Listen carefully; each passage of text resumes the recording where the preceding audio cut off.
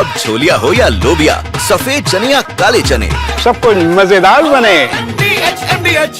और देखिए, इसी के मद्देनजर उदयपुर के व्यापारियों ने भी एक बड़ा फैसला लिया है। तुर्की से मार्बल का व्यापार अब बंद कर दिया गया है। तुर्की ने दिया था पाकिस्तान का साथ और उदयपुर के जो मार्बल कारोबारी हैं, मार्बल व्यापारी हैं, उन्होंने तुर्की के साथ अपने सारे ट्रेड, सारा व्यापार बंद करने का ऐलान किया है।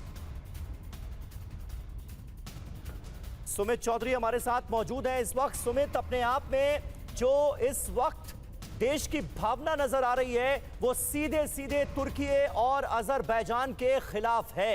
इसका क्या खामियाजा भुगतना पड़ सकता है दोनों देशों को? और साथ ही साथ मैं चाहूंगा कि आप रीजन अगर हमें बताएं, क्या वजह है कि तुर्की और अजरबैजान को पाकिस्तान जैसे देश के साथ खड़ा होना पड़ा?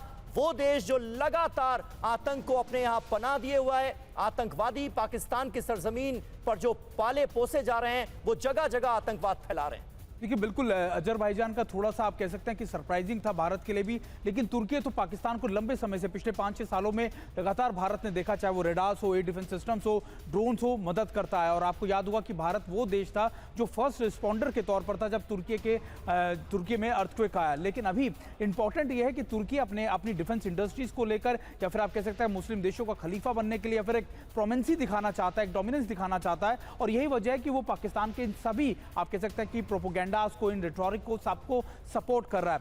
अभी क्योंकि भारत ने इस बात को लेकर कई जगहों पर यह बात भी कही कि तुर्की लगातार जो ऐसे वक्त में ड्रोन्स, या फिर आप कह सकते हैं कि आर्म सप्लाई कर रहा है पाकिस्तान को, जो भारत और पाकिस्तान की कॉन्फ्लिक्ट को लगातार बढ़ा रहा है। तो निश्चित तौर पर आप देखेंगे थोड़ी देर में जरूर इसको डिप्लोमेटिक चैनल्स पर भी रखा जाएगा। लेकिन ये साफ हो गया है कि तुर्की और अजरबैजान लगातार पाकिस्तान। मैं आपको रोक रही हूं, इस पर आगे और हम बात करेंगे।